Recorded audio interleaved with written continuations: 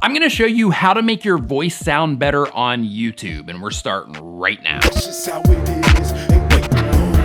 What is going on? My name is Nick. Welcome to another video. If this is your first time here and you want to learn how to grow your channel, make videos, and all types of other YouTube related stuff, start now by subscribing and clicking the bell so you don't miss anything. Boy, do I have a humongous surprise for you today. I brought in an audio expert because audio is not my area of expertise. This guy, it is his area of expertise. With his audio expertise, he has worked with the BBC, he has worked with Adobe, and all types of other big brands that you are familiar with. So without further ado, the guy that is gonna show you how to make your voice sound better for YouTube is Mike Russell. Take it away, Mike. Hey Nick, thank you so much. So in this video, I'm going to give you 3 tips on how to make your voice sound better on YouTube. Starting with tip 1, EQ.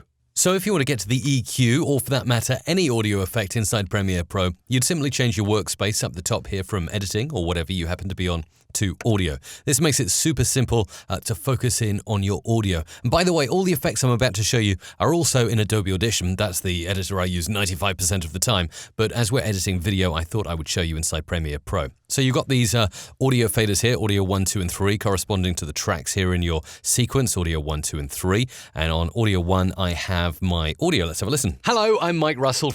Okay, fantastic. Not too bad. Good microphone. Could do with a little bit of EQ to brighten up the voice. So just pop down this triangle up here, and then you can start adding in effects. And this menu looks exactly the same as the effects menu inside Adobe Audition. So we'll go down to Filter and EQ, where you find all your EQs. These are very similar in other video editing software as well. But usually, if it's available, I would go for a parametric equalizer.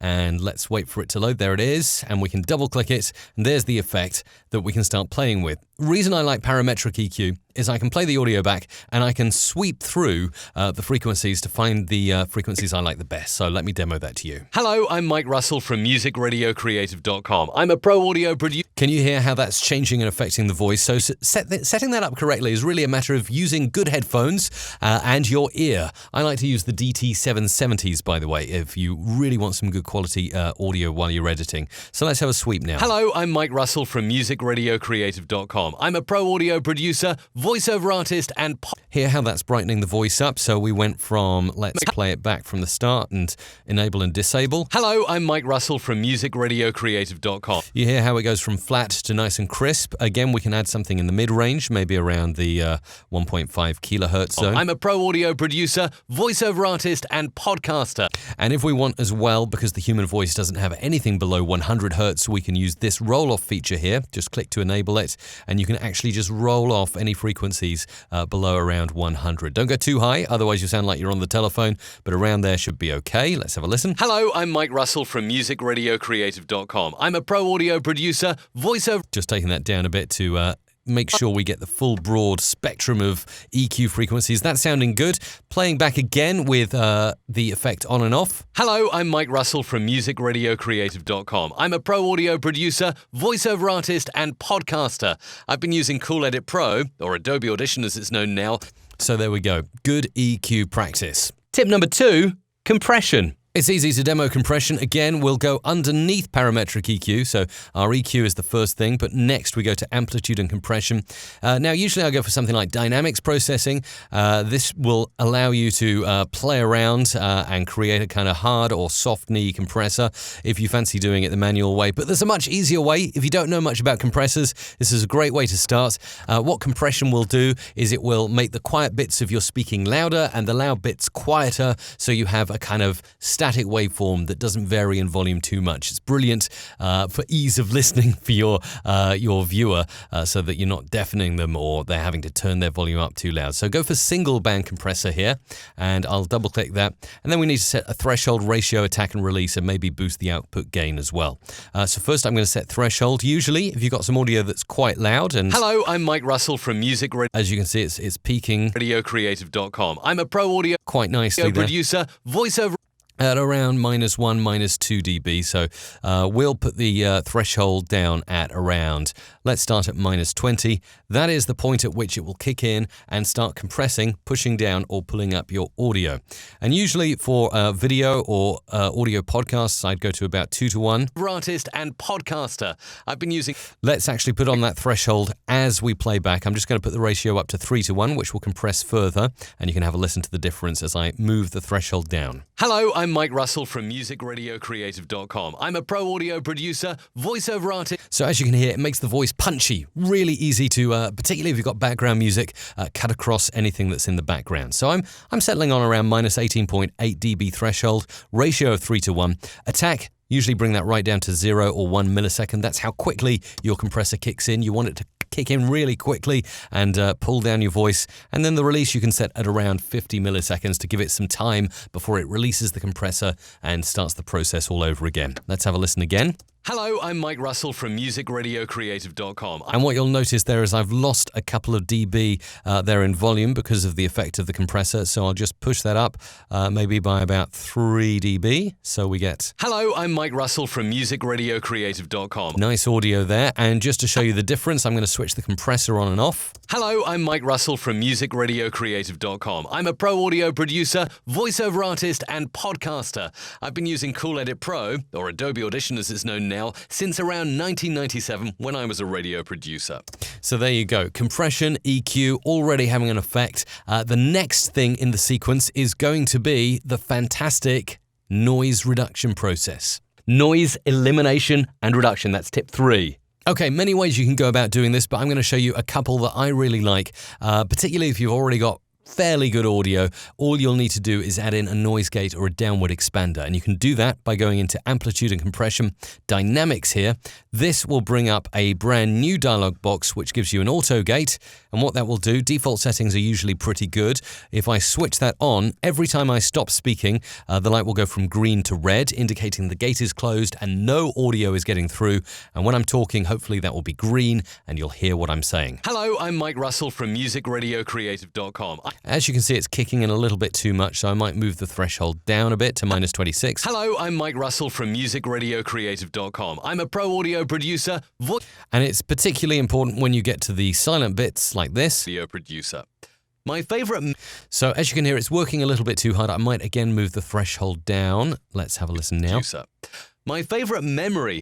And if you set it high enough, it can actually cut out your breaths too. Producer. My favorite, or at least reduce them in volume. So you might want to play with auto gating, but a little bit less harsh than an auto gate is the expander, the downward expander. And the best way to describe this is it's like an audio producer, a very fast computerized audio producer, writing down a fader on a mixing desk every time you stop speaking.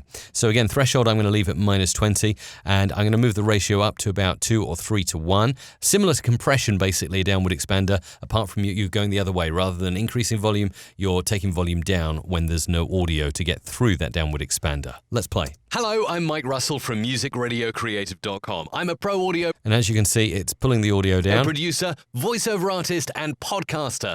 I've been using Cool Edit Pro, or Adobe Audition as it's known now, since around 1997 when I was a radio producer. My favorite... And as you can see there, the downward expander working when I pause, so therefore cutting out any noise you might have in the background, like fans or any kind of terrible noise that you wouldn't want to be in your finally produced video. So let's go through and play those back, switching on and off the 3 separate effects that I've demonstrated. Hello, I'm Mike Russell from musicradiocreative.com. I'm a pro audio producer, voiceover artist, and podcaster. I've been using Cool Edit Pro, or Adobe Audition as it's known now, since around 1997. So as you can hear, crisper, it's louder, and you're eliminating any background noise with those 3 effects. Now, the good news is the effects that I've just demonstrated inside Premiere Pro, you're able to do in many other NLEs, such as Final Cut Pro. You can do them in Sony Vegas, Adobe Audition, even Audacity and OBS Studio can handle some of the effects that I've just demonstrated. Once you know the basics, it's pretty easy to implement them whatever you're working with. And finally, just before I hand back to you, Nick, one bonus tip for you about loudness. Yes, there is one last thing, and I will demonstrate this to you inside Adobe Audition, as it's something you can only really do in Adobe Audition. Selecting the audio track here, if you're going to edit and edit in Adobe Audition the clip, you will see immediately it renders it out to Adobe Audition here, which is fantastic. There's my audio, and you simply want to match the loudness of this to make it the same perceived loudness as other videos on YouTube. Now, generally for online audio, whether it be for a recorded video, a podcast, -16 LUFS is a good loudness, target loudness to aim for. The rest of the settings you can leave here absolutely the same, and the match to I would leave as the very first setting. That's the ITU-RBS.1770-3 loudness standard. And as you can see at the moment, I'm hitting -20 LUFS, so my voice is actually quieter than other videos on YouTube.